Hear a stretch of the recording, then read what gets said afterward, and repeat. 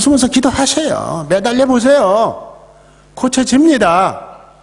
변화가 일어납니다. 생각이 바뀌고 삶의 스타일이 바뀌어서 새 사람이 됩니다. 그런 사람들을 우리가 얼마든지 많이 보았습니다.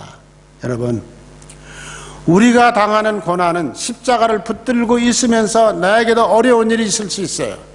그 고난은 내가 잘못했기 때문에 당하는 고난이 아니고 죄인이기 때문에 당하는 고난이 아니고 의인의 고난입니다. 하나님의 자녀가 되었는데도 불구하고 나는 십자가 분명히 붙들고 있는데도 불구하고 왜 내일은 사사건건 안 풀리는 건가? 염려하지 마세요.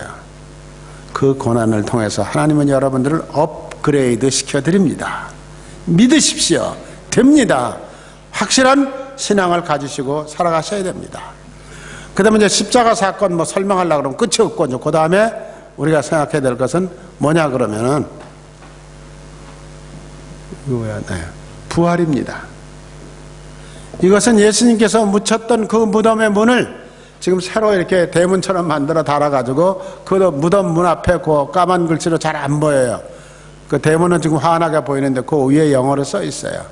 He is not here. 그는 여기 계시지 않습니다. For he is risen. 그는 살아나셨습니다. 이렇게 써 있어요. 그리고 거기 이스라엘의 저 무덤 앞에는요, 아침에 가면은 하나 없이서부터 꼭 지키는 사람이 서 있어요. 그 안에는 문을 열지도 않아요. 거기 가면 그 지키는 사람이 일단 마음속은 들여다볼 수 없지만 외형을 먼저 봅니다. 신발을 제대로 신고 왔는가? 쓰레빠 쓸쓸 끌고 오는 사람은 안 됩니다. 가십시오. 보냅니다. 그 다음에 여름철이라고 그래서 반바지 입고 적당히 티셔츠 하나 걸치고 오면은 돌아가십시오. 내일 다시 정장을 입고 오십시오. 또 모자를 꼭 써야 돼요. 거길 들어가려고 그러면. 그건 이스라엘의 풍습이에요. 이스라엘 사람들은 하나님 앞에 갈 때는 꼭 모자를 쓰는 것으로 되어 있어요. 그 모자를 안 쓰면 모자 쓰고 내일 다시 오세요. 그 주춤주춤 했더니 모자 그럼 사세요 그러더라고요. 그래서 어디서 팔아요? 물어보니까 그 옆에 또 모자 파는 집이 있더라고요. 그런데 그 모자를 사러 갔는데 보니까 난 괜찮은 모자를 팔면 하나 사가지고 와서 기념으로 쓰려고 그랬더니 종이로 만든 이렇게 꽃갈모자 같은 거를 딱 팔더라고요. 어쨌든 그 무덤 안에는 그런 모든 예의를 갖춘 사람만 들어갈 수 있도록 허락을 해요. 그리고 들어가서 기도 시간은 1분 50초. 기다리는 사람이 너무 많으니까 혼자 가셔서 오래 앉아있으면 안 됩니다. 가서 잠깐 동안 예수님 시체가 놓여있던 자리에 걸터 앉아서 기도하고 나오십시오. 그래요. 저는 한여름에 갔었는데 그 1분 50초 동안에 제 마음속에 별 생각이 다 들더라고요. 하나님이 나를 정말 위해서 십자가를 지신 예수님이 여기 누워 있었구나.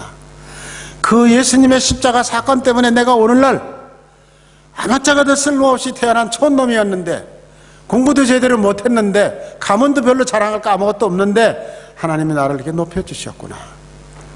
그리고 나는 이제 죽더라도 영원한 부활의 소망을 가지고 하나님 나라의 백성으로 살 수 있게 되었구나. 세상에 이보다 더 큰 은혜가 어디가 있어요.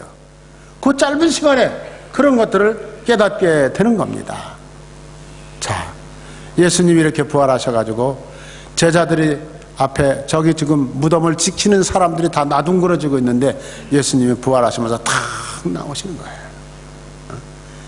얼마나 신나는 일이에요. 예수의 부활이 없었다면 이 세상은 어떻게 됐을까? 참 생각해봐도 답답해요. 자, 부활하심으로 우리의 의를 확증해 주셨어요. 내가 부활했기 때문에 너는 이제 의로운 사람이야. 너는 이제 영원한 생명을 가진 사람이야. 너도 이 다음에 부활할 수 있어.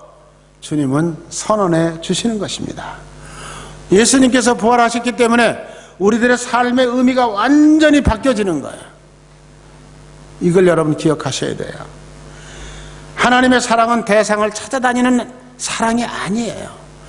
모든 사람, 죄인들, 부족한 사람들 다 끌어다 앉혀놓고 아까 말씀하신 대로 창조적으로 새 사람으로 만들어 가시는 게 하나님의 놀라운 사랑입니다.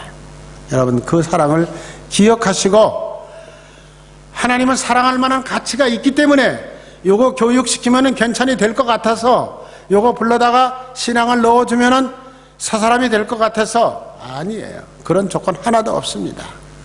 무조건 불러다가 앉혀놓으시고 창조적인 능력으로 바꿔가시고 변화가 돼 가시는 겁니다.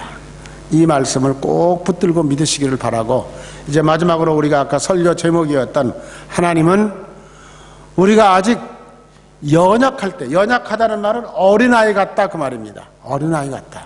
아무것도 모를 때 하나님은 우리를 붙들어 주시고 사랑해 주셨어요. 여러분, 이 세상에 태어난 우리 모두 4살 이전에 어머니가 나에게 어떻게 했는지 지금 기억하시는 분 있어요? 한 사람도 없답니다. 아주 끔찍한 사건은 더러더러 기억을 해요.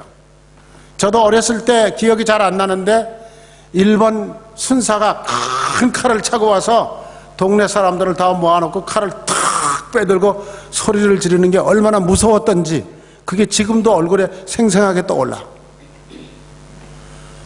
그런데 우리가 연약하고 아무것도 모르고 있는데 하나님은 우리를 사랑해 주시고 자녀로 삼아 주셨어요.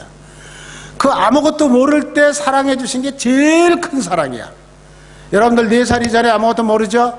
그러니까 그때는 아무것도 없었던 것 같죠? 아닙니다. 말도 못 알아듣고 울기만 빽빽거리고 싸고 아무 때나 싸고 토하고 다 쏟아놓고 난리를 치는데도 엄마는 아이고 어디서 이런 놈이 태어나서 야단치지 않으셨죠? 포기하지 않으셨죠? 다 쓸어내고 닦아내고 빨아주고 그 다음에 다시 먹여주고 아무것도 모르는 그 아이를 붙들고 씨름을 하면서 키워주셨어요. 그 4살 이전에 그 엄마가 쏟아부은 그 사랑이 제일 큰 사랑을 받은 겁니다. 아무것도 모르는 나를 사랑해 주셨으니까. 여러분, 그 사랑을 생각한다면 내가 그 어린아이처럼 아무것도 모르는데 하나님이 나를 사랑해 주셨으니 참 감사하다, 이런 생각을 우리가 할 수밖에 없는 거죠. 그 다음에 2번째는 뭡니까? 죄인 되었을 때 사랑해 주셨다고 그랬어요. 죄인을 사랑하는 사람이 어디가 있어요? 부부지간이라도 남편이 끔찍한 죄를 짓고 돌아다닌다 그러면 사랑은 그냥 같이 살려고도 안 해요. 다 이혼하자 그러죠. 그런데 하나님은 내가 죄를 짓고 엉망진창으로 살아가고 있는데도 하나님은 나를 포기하지 않고 사랑해 주셨어요. 나는 그렇게 죄 진 일이 없는데 그렇게 말씀하지 마세요. 성경은 죄 없다고 하면 스스로 속이는 자라 그랬어요. 그리고 진리가 내 마음속에 없기 때문에 죄 있다는 생각이 안 든다고 성경은 얘기하고 있습니다. 자, 여러분, 우리가 죄인이었을 때 하나님은 우리를 불러서 너는 내 거야 사랑해 주셨어요. 여기서 죄인 됐다는 말은 무슨 말이에요? 죄인으로 사랑받을 자격이 없었다 하는 뜻이죠. 그런데도 하나님은 우리를 사랑해 주셨고 성경 여러 곳에서 죄인들이 나를 용서하시고 사랑해 주셨다는 얘기를 하고 있습니다. 예수님께서 마태복음 9장 12절에 뭐라고 말씀하셨느냐 그러면은 건강한 사람에게는 의원이 필요 없다. 죄인들에게는 내가 필요하다. 그런 뜻이죠. 병든 자에게만 의원이 필요한 것처럼 너희들 죄를 지었기 때문에 내가 너희들의 죄를 용서해 주시기 위해서 내가 있는 거다. 그렇게 말씀하셨어요. 그 다음에 3번째는 뭐냐? 원수 되었을 때. 하나님하고 내가 언제 원수 됐어요? 원수 된 일 없죠? 하나님의 말씀대로 살지 않고 어긋된 짓을 하는 것은 원수지가 하는 짓이에요. 하나님을 하나님으로 인정하지 않고 살던 시대에 아주 착하고 공부 잘하고 똑똑하고 동네 사람들한테 칭찬받았으니까 나는 아무 죄인도 아니다. 아니에요. 하나님을 모르고 있었던 게 죄인이에요. 자기 아버지가 누구인 줄 모르고 자기 아버지 보고도 지 하고 싶은 대로 행동하는 아들이 있다 그러면 참 그거 보통 큰 죄가 아니죠. 아버지를 아버지로 인정하는 그 아들이 똑똑한 아들이잖아요. 마찬가지예요. 하나님을 하나님으로 인정하지 않은 것, 그게 큰 죄입니다. 그래서 사도 바울은 어떻게 했습니까? 어느 날 갑자기 예수님께서 사울아 사울아 왜 너 나를 핍박하니 하고 물으셨잖아요. 사도 바울 생각에는 예수를 핍박했다는 생각은 조금도 안 들었어요. 새로 생긴 종파들이 일어나서 뭐 사람이 죽었다 살았다 어쨌다 떠드니까 유대교의 방해가 되니까 이 사람들 잡으러 다녔을 뿐이에요. 그런데 하나님께서는 그를 용서해 주시고 난 다음에 사도 바울은 뭐라 그래요? 하나님, 나는 착한 일을 하려고 아침서부터 기도하고 애를 썼는데 하나님 갈 때 생각해 보니까 착한 일을 하나도 하지는 못했습니다. 나는 8달 만에 태어난 좀 모자라는 놈입니다. 이렇게 하나님 앞에 고백했잖아요. 마찬가지죠. 내가 연약할 때, 내가 재현되었을 때, 내가 원수가 되었을 때 하나님은 나를 붙들고 사랑해 주셨어요. 이 말씀을 여러분 꼭 기억하시면서, 그렇다면 우리가 다른 건 다 잊어버려도 이 은혜는 잊어버리면 안 되죠. 십자가 사건으로 인해서 내가 받은 은혜, 부활 사건으로 인해서 내가 소망 가운데 살게 된 은혜, 이거 잊어버리면 여러분들 삶의 의미가 없어져요. 삶 맛이 나지를 않습니다. 그러니까 십자가 부활 사건에 대한 의미를 꼭 생각하시면서 하나님께서 나가 어린아이 같을 때 사랑해 주셨다. 어린아이 같을 때 죄인이었을 때도 사랑해 주셨다. 원수일 때도 사랑해 주셨다. 그러니 내가 사랑 못할 게 뭐가 있을까? 내가 용서 못할 게 뭐가 있을까?